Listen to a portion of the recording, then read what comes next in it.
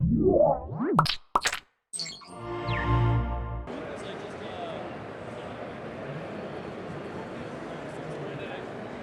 episode of iFanboy is brought to you by Netflix and Squarespace.com.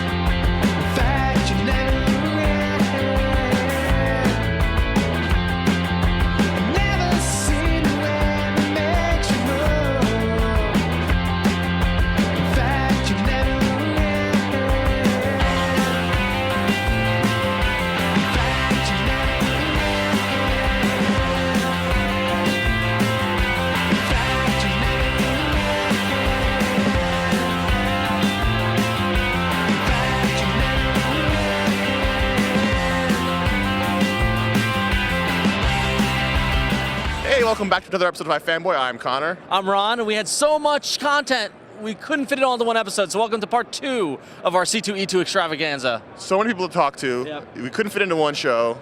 Bonus show. Yeah, all the great publishers and creators are here, so we tacked on a bunch of interviews. We hope you enjoy watching it. Let's do it. I'm here with David Finch. How you doing, sir? I'm doing great, thanks. Excellent. So we're here in the DC booth, the home of your new kind of publisher. Now you've moved over from Marvel. How's life over at DC? It's been great so far. I've drawn, so many DC characters in such a short period of time, so it's been a thrill. And DC's been great. Very cool. So they have you doing a bunch of covers for the Brightest Day stuff. A lot of great characters in there. What have been your favorite to draw in that batch of characters? I would have to say Green Lantern, of all of the Brightest Day characters, just really grabbed me right away. I had a lot of fun. And I'm being inked by Scott Williams right now, and he brings such a slick line to that stuff that it's really working. Yeah. I got to draw the Flash, but he was small, so I'm hoping I get another shot at like a bigger Flash. Yeah. And drew Hawkman and Hawkgirl a couple times. It was a lot of fun. It's those characters I want to draw for a long time. Right. And Deadman, I've drawn actually a couple times now, and I'm a big Kelly Jones fan. He did Deadman, this is 20 years ago now, but did some great stuff. So I couldn't quite do it the way he did it with the big rib cage hanging out, but I've been a fan for so long, and so many artists that have done so many great interpretations, so it's nice to finally get my chance to try and let some of that out. Sure, very cool. So are you going to be doing any interior work while you're at DC, or is it just mainly covers? Or? Yeah, I'm doing interior work. I've done one page. I did a Superman page for a Free Comic Book Day book, but I've actually got some stuff that I'm really kind of sinking my teeth into, starting actually this week coming up. But I can't talk about it yet, and it's going to be a little while, So people can look forward to your interior work. Yeah, it's coming. Yeah. There's going to be interior. Because I got to admit, I got that X-Men Second Coming first issue that you had worked on, and those interiors were great. And that kind of whet my appetite for what you're going to do at DC. So, Well, thanks a lot. Second Coming, it was a blast. It was a great script, so it was a lot of fun. Excellent, very cool. So one of the things about you specifically is at these conventions, you always have the longest lines. Like, people wait hours to get sketches from you and things like that, and you always are sketching constantly. You ever get tired doing the sketches? I mean, like, what is your approach to cons? I mean, it seems you're so fan-friendly. I feel like I've got, a 2 or a 3 day stretch to, see and draw for as many people as I can, and, they'll come out and, support the work, so I want to, do as much as I can, and then I just go back home and just crash for a day. Yeah. So, I try and get as much in as I possibly can while I'm here. So I'm here with the hardest working man in comics these days, Nick Spencer. How you doing? Hey, thanks for having me. Yeah, it's great. We were joking yesterday. I was saying, how many books are you actively working on? It's like you've got a book out a week. It's insane. It's a little nuts. Yeah, I'm working on like 5 books right now. So that's awesome. Well, I first got exposed to your stuff with FORGETLESS. Yeah. FORGETLESS, a great kind of comic with 2 stories per issue. What was the kind of approach for doing that format? It came from knowing a few artists that didn't really want to do full issues. So I was like, I got to come up with something for these guys because I love working with all of them. Scott, Marley, she's amazing, Jorge. And we wanted to do something. We wanted to do something a little different, a little unique. Something with a little bit more of an indie comics vibe, a little bit more of an alternative comics vibe, because we all kind of love that stuff. So came up with this. Very cool. And it really picks up on kind of like youth and kind of youth culture and that sort of thing. So when you're writing it, where was that coming from? I mean, like I grew up in New York, and it feels like my nights going out when I was in high school. Yeah. Well, there's still my nights going out at 31, really. I live in Brooklyn and go out every weekend and everything and DJ a lot in New York, and a lot of it just came from people that I'd met through that, stories that I had acquired through that. It's the most close to my life. It's the closest story that I've told so far. So you recently launched SHUDDERTOWN. Yeah. Right. So can you tell us what is SHUDDERTOWN? SHUDDERTOWN is about a troubled homicide investigator who's investigating a string of murders in which all the DNA and forensic evidence point to individuals who are themselves already dead. But that is really just a teaser entrance. Once you get into the first issue, you really start to understand that there's a lot more going on here, and that maybe not everything isn't quite what it seems to be. And it's a really ambitious story. I feel like we have something really important to say. Adam Gein is the artist on it, and he's doing amazing kind of Malieve-esque art on it that's just blowing people away. Everybody was talking about it. I mean, it got a ton of great, kind of critical response, and got really great reviews from Onion AV Club, CBR. Just A's and 4 and 5 star reviews all around. So we were thrilled, and the first issue sold out, and we just announced that we're doing the hardcover of the first 4 issues in September. So be sure to look for that. I think that'll really highlight Adam's art. Cool. In a great way. Yeah. And you had an announcement here at the show. You announced the new book. I did, my first ongoing. Congratulations. Thank you. Morning Glories, which we teased on a bunch of websites earlier this week, and we're going to be releasing those teasers for the next couple of months. It's a book about 6 genius kids who are trapped in a boarding school run by some sinister forces, and it's sort of, we call it, like, the tagline is like Runaways meets Lost, and it's a really fun book. I'm excited. We've been working on it. I wrote the script for this thing back in December of 2008, so it's been a work in progress for almost 2 years now, it comes out in August, and we couldn't be more excited about it. Joe Eisma is the artist on that. With covers by Roden Esquejo, and cool. It's going to be big. Cool. And so you've been doing little mini-series here and there, like Existence was in, kind of a few issues here, and Forgettless mini-series. And Ongoing, is that a different kind of a thing to tackle? It's a whole different beast, man. Yeah. We're getting to tell a much bigger story, a much more complex story. There's going to be a lot of twists and turns. Really, I actually mentioned you guys at the Image Comics panel today. Cool. Because you said something on your show that horrified me. You said that you thought that the age of being surprised in comics was over. Yep. And I promise you're going to be surprised at least once an issue in Morning Glories for at least the first year, because I have the whole first year mapped out. And I want to hear on the show that I dropped your jaw at least once. All right, challenge accepted. I'm glad you're doing that. Exactly. I do want to be surprised. It is hard these days, and that's why we're keeping a lot of the details of the book already kind of closer of us, and it's going to be that kind of book. But I hope people really get into it. It's a big kind of epic mystery in that Lost, Battlestar Galactica kind of vein, and the Why the Last Man kind of style story. And I'm hoping that people will really get into it, really try to figure things out, really pay close attention to the book. So I'm here with Hank the intern. How you doing, Hank? I'm doing great. It's been a great weekend. Yeah, thanks for helping out on the show. We really appreciate it. My pleasure. So you like movies, right? Yeah, love movies. Yeah, where do you rent them? Netflix. We want to thank Netflix for sponsoring this episode of iFanboy. Netflix, you don't pay any late fees? I know, he's speechless. Or shipping fees. You pick all the movies you want, they send them to your house, you watch them, send them back. But hey, do you have an Xbox? You can say you have an Xbox. I have an Xbox. You can get Netflix streaming to your Xbox. Watch now the Wii. Yes, and the Wii, the Nintendo Wii, iPad. The Netflix app for the iPad is awesome. Yep. So, and also on your PC. So Netflix is your place to rent movies, TV shows, Doctor Who. Big Doctor Who fans here. You can get it at Netflix. So go to netflix.com/iFanboy. That's www.netflix.com/iFanboy, and you can sign up for a free 2-week free trial and sign up today. I am here with Mike Norton. How are you, Mike? I'm doing good. The last time we really talked to you in depth, you had just started Green Arrow, and now you just ended Green Arrow. Yep. So how did the whole run go for you? It was good. It was kind of experimental in a lot of ways, because I had 2 very different inkers on it. I went through like 3 different art styles throughout the run of the book. I learned a lot, and it was kind of fun to actually have a home for more than 6 months on a book. And so what did you learn? What's the main thing you look back on your run and think, so that's what I learned about drawing or making comics? Well, A lot of it was technical stuff. I mean, as far as the storytelling stuff, I mean, I don't think there was much of a difference as far as that goes. But I mean, drawing something for Joe Rubinstein versus Bill Sienkiewicz is a totally different thing.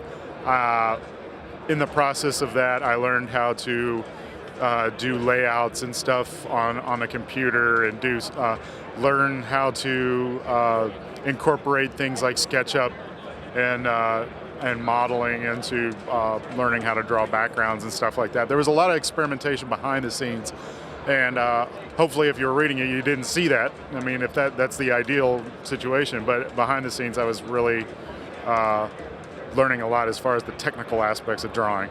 Do you find yourself incorporating more technology into your art, more programs like SketchUp and things like that? Yeah, most definitely. I mean, the SketchUp stuff I've been doing off and on for a little while. I mean, it's any artist will tell you, but I mean, unless you grew up, the only thing you want to do is draw Matchbox cars and stuff like that. They're not very fun to do. It's very technical and complicated, and when you have a scene with 1,000 of them on a highway or something like that, I mean, it comes in handy to be able to look online and find, oh, there's a Ferrari, looks like this, and then you can put in whatever. And now I'm learning how to I learned how to do layouts and stuff on there. I would send I did the same thing with Jerry Ordway and then Bill Sienkiewicz. I would do the layouts for them, blow them up on 11 by 17 paper, and just send them those. And it became a more streamlined process, not as many erasing, not as much putting stuff on a light box and tracing stuff over and over again. There's a little more life to your drawing when you're able to do the one pass. So now the art really took a turn when Bill Sienkiewicz came on as inker. Was that really a fun experience to see him inking over your stuff? I loved it. I mean, I personally, when I found out he was going to do it, I was very excited. I mean, it didn't change the way I drew. When you find out that Bill Sienkiewicz, who's kind of got a pretty heavy hand, you're wondering how much you should actually include in the drawing. And I use it, like I said, as a base to be able to learn the computer thing. I started to learn how to draw on the computer, and I was like, well, if I make a mistake, it doesn't matter because Bill's going to make it look good, you know? So it was perfect for me. And so I started actually to kind of draw like Bill. I started getting really loosey-goosey and started doing little funny things that I would have never tried before, mainly because he was going to he was going to fix whatever I messed up, and if I'm on a computer, I can instantly change it. I gotta say, it seems like you had a lot of fun because you instantly lit up talking about him inking over your stuff and how you got looser. I mean, it seems like you had a really good time with that. Yeah, I did. I mean, you can't complain about a living legend inking your stuff. I mean, I was happy with Joe, you know, because I mean, I told Joe when I got the book, when he got on the book, I was saying, you know what, I learned how to draw from the stuff that you inked, you know, because he inked everything in the 80s. I mean, I think he literally inked everything in the 80s. I mean, inkers after the 80s were like, finally, we can ink something now. We can all get back to work. Yeah, I know. So that's cool. So now you're on a new book, and it's more children-oriented. Yeah. And you're known for often changing your style. What is the difference in your drawing between a superhero book like Green Arrow and a book like Shazam that's more geared towards children? Well, it's funny. I mean, I started out at DC and Marvel doing the kids stuff, and I was a little hesitant to go back because naturally you look at stuff and things are kind of like segregated in their own little lines, and you know, a lot of people don't cross over. I mean, people that buy Teen Titans don't necessarily buy Teen Titans Go. So I was a little wary about that, a little nervous, but it's funny. I actually talked to a friend of mine, Scotty Young, who had the same situation happen when he got offered The Wizard of Oz, because you know he's been doing a lot of Marvel. He wanted to do the superheroes thing, and then they gave him Wizard of Oz, and he's thinking, well, this is the Classics Illustrated. Who reads Classics Illustrated? Now it's like New York Times bestseller. Yeah. So he's like, well, you know, I did it. I was worried about it. Just go in there and do like whatever you want, you know. And he was right. I mean, there's a kind of a bravery involved with not having so much pressure on you. Sounds freedom. It's freeing. Yes, it's very freeing, and that combined with what I was doing, like I said, with the computer stuff, I tend to just be a lot looser, a lot more energetic, and I'm having a lot more fun with it. Does it go fast? Because you're someone who's known for being like on time, like clockwork. So is it quicker to do it when you're freer and loose? Right. I mean, theoretically, I should be much faster on it. I tend to, because I want to pull out all the stops and put all the bells and whistles in it, I'm kind of about the same.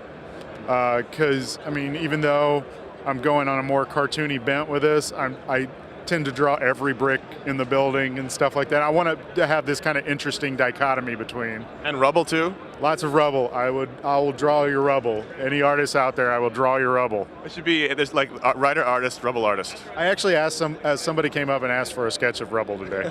Did you do it? Of course. I did it for free. Are you kidding me? So is rubble your least favorite thing to draw behind cars, or is it No, cars? I honestly do genuinely love to draw rubble. It's something I learned from John Byrne when I was a kid, looking at all his stuff. He's the master of drawing rubble. I took a good close look at the way he draws stuff, and I was like, that's all just a bunch of little squiggles. That's amazing that it looks like something. So I just started getting almost obsessed, like the number 23 or something like that. I was just like, squiggles, rubble, and now I just get in this like zen zone when I'm just drawing rubble. I really like drawing broken rocks. So you're finding the perfect rubble. Yes, exactly. I find ways to sneak it into books now. I draw rubble in the background, you know. So your next project should be the one with the most amount of violence. I hope that, I would just want people just smashing into buildings. I hope I never have to draw anything in a clean room. Ooh, you should get him to bring back damage control. Yeah, I want a book called Explosion. Explosion Rubble. Yeah, just Explosion Rubble. This summer from Mike Norton. Yes, exactly. Well, if they don't do it, I'll self-publish it.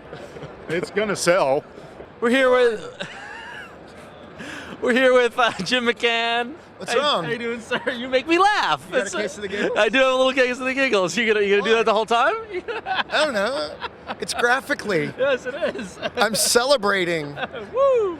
Woo, Chicago, graphically, and I'm gonna put my arms down. I'm gonna get So tired. you have a lot to celebrate about. You're here. You're here. Normally, you're known for being at the cons around doing Marvel things, but you're here completely as a creator this time, right? As much as I can be, I'm having a hard time disconnecting. Like, this is the furthest back away from either Archaea or Marvel that I have been. Right. Because I really do feel like I should be working and restocking a booth and pointing out, yes, Joe Quesada can do this interview at, hold on, let me look at his schedule. I don't know Joe Q's schedule, and that makes me break out into hives. Yeah. I think we may have had an unhealthy relationship then. Well, it's probably good I'm that not there. good that you're taking time for you. Right. It is, but I miss you, Joe. That wasn't creepy at all. So stepping away from Marvel, though, you got your at Archaea. You have your creator-owned work. The Return of the Dapper Men was announced, right? And Janet Lee, your artist, is here. She is. Yeah. She's actually working, doing art. Yeah. But it was interesting because you said you've got to look at what she's doing because you just said look at that page she's doing. She's not doing pages. She's doing blocks of wood. Yes. Right. She doesn't draw on artboard. She draws on board. Right. She takes boards and takes it down to her basement, cuts it to trim size with a power saw, and then draws on paper, pencil inks, colors, then cuts that out in different layers and layers it on, and then shellacks the heck out of it to the point where she said today, it's all right, you can even tap dance on it. The only thing you can't do is put any water on it. Wow. So it's like a gremlin. For those who might not have heard of it, what is the Return of the Dapper Men? Like, what's the selling point for the book?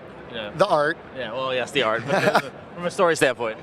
The art. The cover. Yeah. No, my name.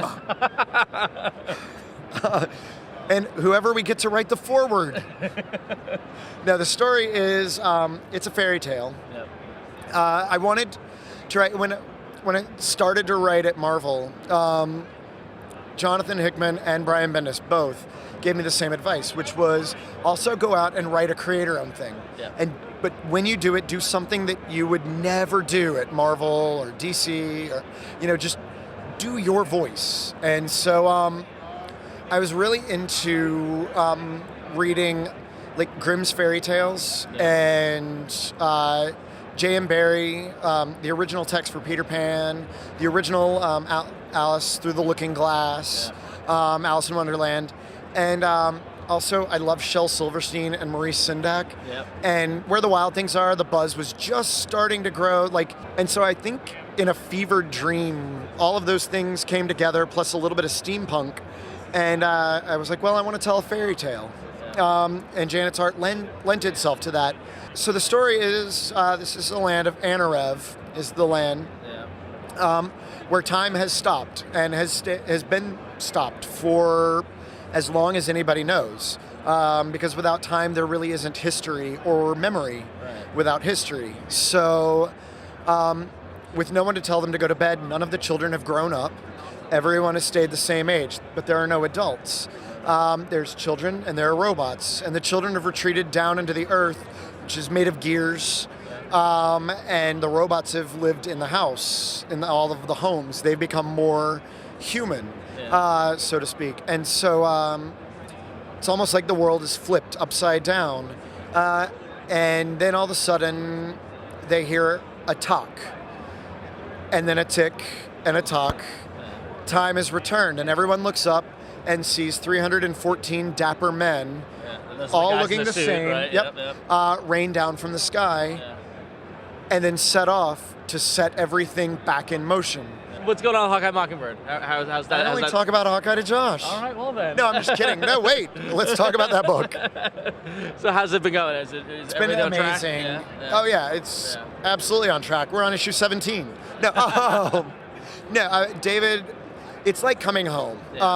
Because my first, I'd done the occasional what if and 8-pager stories, but New Avengers of the Reunion was my first big break, and they were my dream characters. And I'm a lucky guy because out of the gate, I get my favorite characters to write as an ongoing.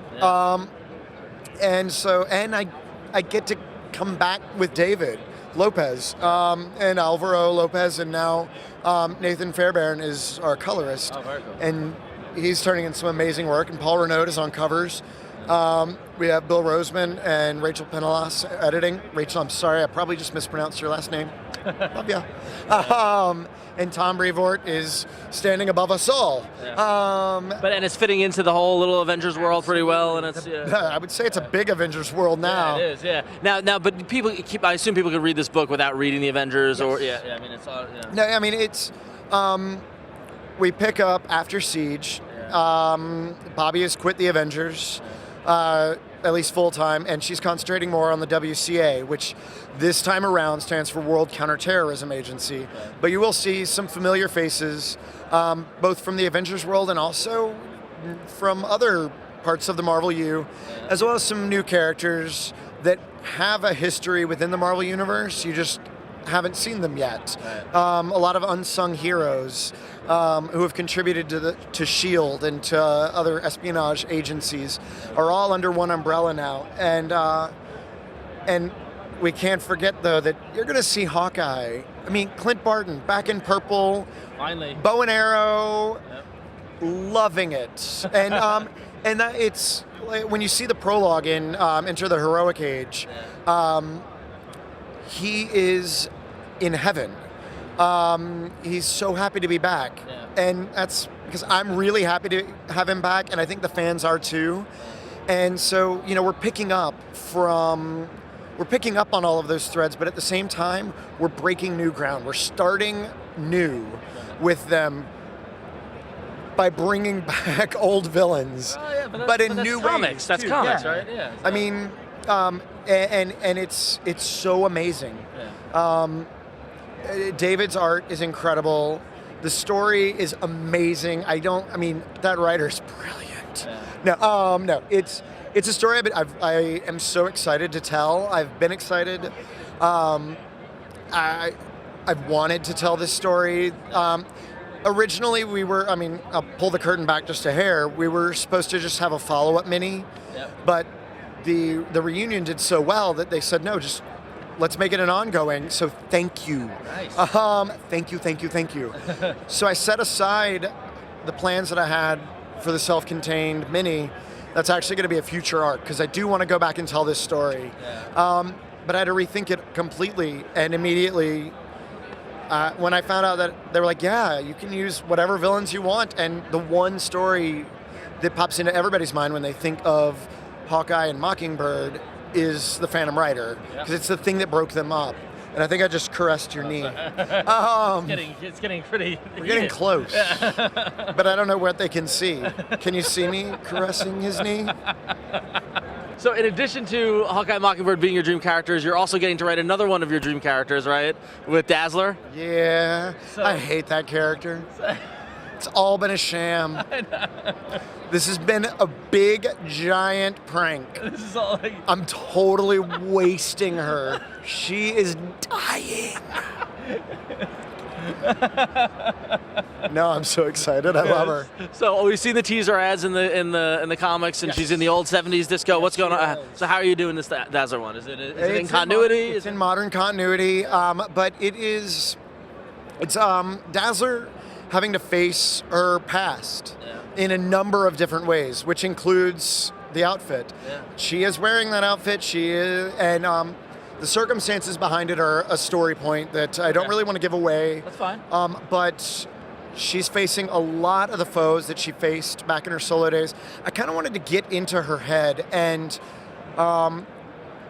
use the character to address within herself, why the hell am I here? Right. Which a lot of non-fans of Dazzler, because she has her vocal fan base, and then there's a lot of people that look at the character and go, what? Yeah.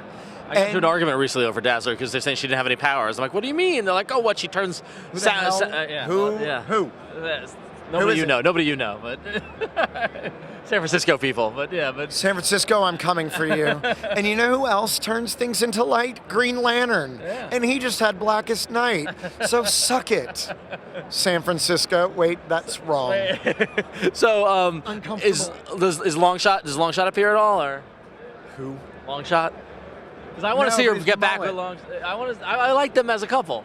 No, honestly, this is really a character study of who is Dazzler. Yeah. And it's from her perspective of who am I? Yeah. And what the hell am I doing? And what was I doing back then? I mean, there really is a line in the book that says, what the hell did not knowing what I was getting into help me or hinder me? Because she went up against Dr. Doom, the Enchantress. Galactus. Yeah. And she acknowledges that is insane. Yeah. And so I kind of wanted it to be something that addresses her past and addresses the fact that some people call her toxic, even. That she's a character that you can't do anything with or whatever. She's got so much baggage. It's time to pack it up, put that aside, and say, well, where is she now? And where can she go from here? Yeah. And we do that in one nice double-sized issue. Squarespace is one of the best places to set up a website online. If you want to build your blog, your portfolio, a photography website, Squarespace.com has all the tools you need. If you already had a site on WordPress or on Blogger and you want to import your posts and your comments, they've got this great site importer tool that makes it so easy. You don't need to know how to code or any of that stuff. Squarespace is great for making your blog look professional, make it look like you have professional knowledge or tools. No, you just go in there, you drag it, you click and drag, and you're all set. Drag and drop WYSIWYG interface is awesome. So go to squarespace.com, sign up for their free 14-day trial, use coupon code iFanboy, and check it out and make your website awesome. Well, thanks to Squarespace. I'm here with Cullen Bunn and Brian Hurtt. How you guys doing? Doing good, man. Doing great. We talked to you guys a while back in San Diego about The Damned, which we loved, and it's still here. It's still available. Your next book you've got coming out is The Sixth Gun. Yes. So tell us what that's about. Sixth Gun is epic dark fantasy set in the Old West. So it's about 6 magical guns that surfaced during the Civil War, and then the most powerful of them vanished at the end of the Civil War. And now it's resurfaced a few years later, and the forces of darkness are trying to recover that weapon. So where did this come from? You guys worked really well together, The Damned. Were you trying to find another project, and was this a collaboration, or was it your idea? How did it work together? Six Gun was Cullen's idea initially, but when he pitched it to me, at the time I didn't think I was going to have time to do it, but it sounded like such a perfect sort of sister project to The Damned. It's also a genre mashup, a period piece, and we both love Westerns. So. I love Westerns too, and I love that there are slowly more and more of them coming out from books. Were you looking for a Western book, or just the idea came from somewhere else? No, the idea actually came from. I was saying earlier today that it was originally conceived as a modern story, and it just didn't work right for me. And then as I started retooling it and rethinking it, I realized I'm trying to do a Western, so I might as well just go. Let's do a Western, and then it just all fell into place. Now, for Western, you got the classic, the classic visual elements of a Western. The hats. Was it fun to draw the horses and all the? Was it fun to draw the horses? Was it fun to learn how to draw horses? It's unusual. Like most comic artists have drawn modern settings. So was it fun to go back and? It's kind of fun. I mean, I enjoy challenges. I enjoy trying to draw things I don't know how to draw, and that's how it is with horses. So yeah, I mean, I did like a week of just prepping. I had a lot of DVDs and books, and I have my little horse toys on my desk. I still have those I use for reference. Horses and cars. It's just the conveyance of the time. No one likes to draw them. Yeah, that's what somebody's like, I hate drawing horses. I was like, I hate drawing cars. I'd rather draw horses than cars. Cars, So what was the most fun to draw? Was it the gunslinging?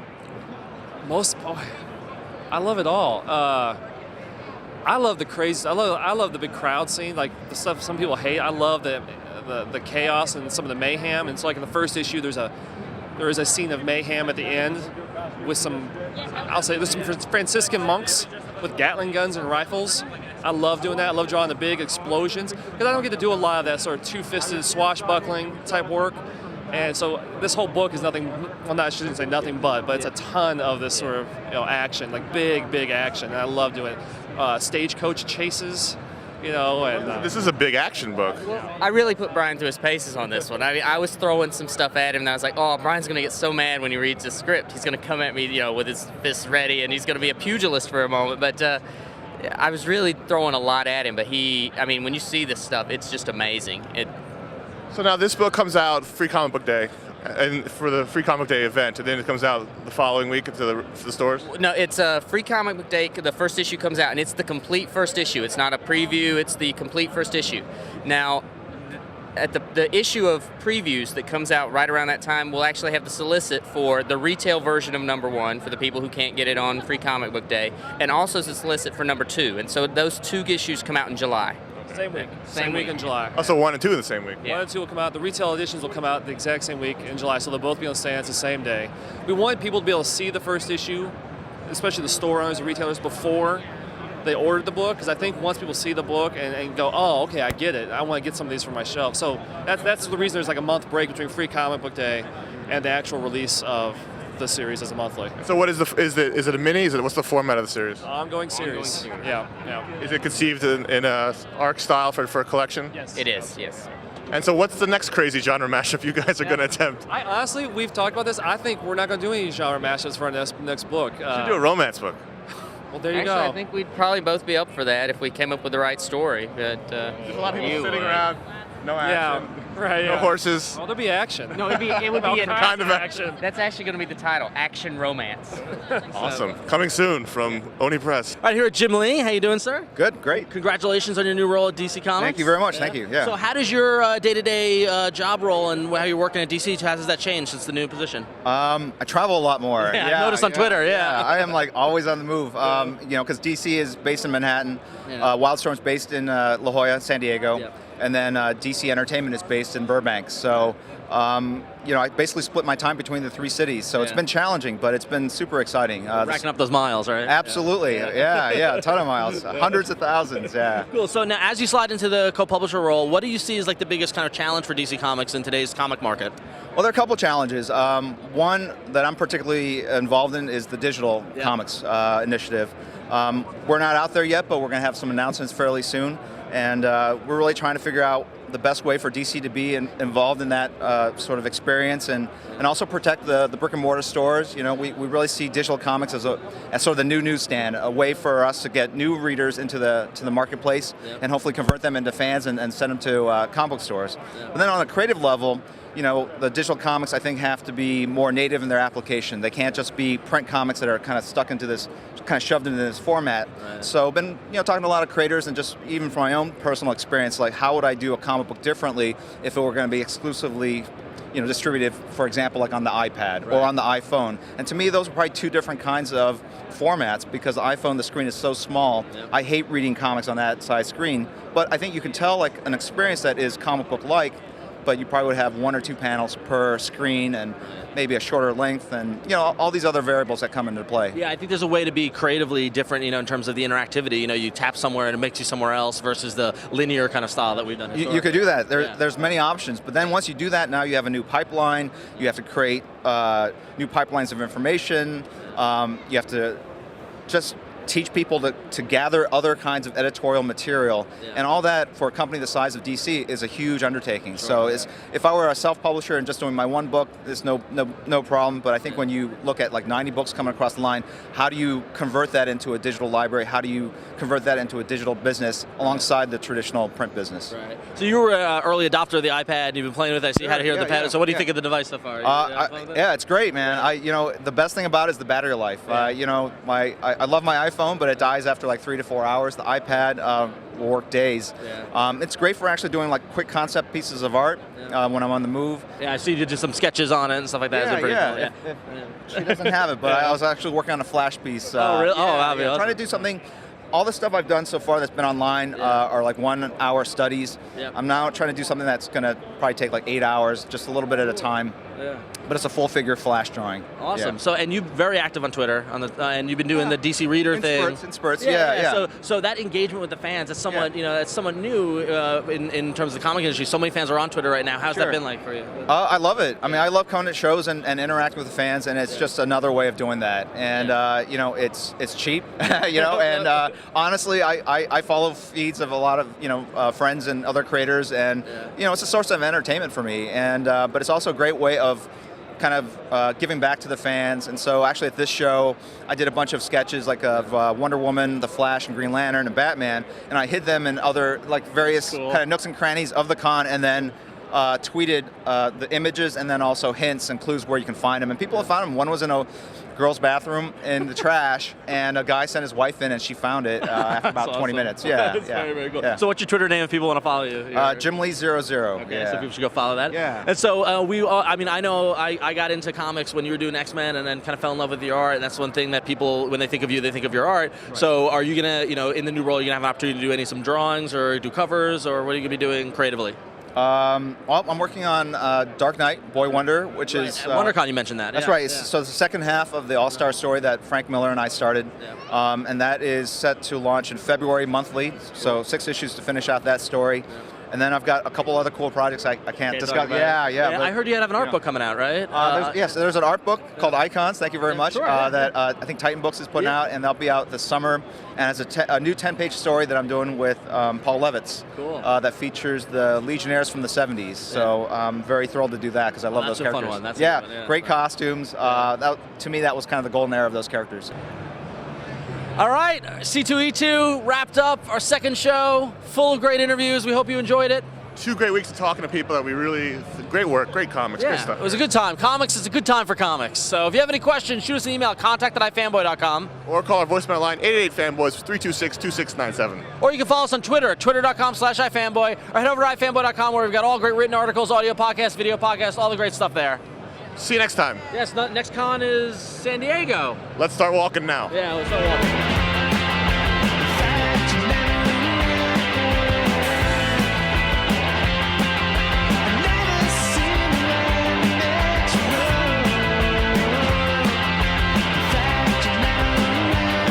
Everybody that reads comics can read. I expect that most people can read, have read some books, and that they are fairly intelligent. And that they can do reading comprehension. I would never write stupid books for people that read. I don't understand that. So you'll never work on Deadpool? I would never work on Deadpool.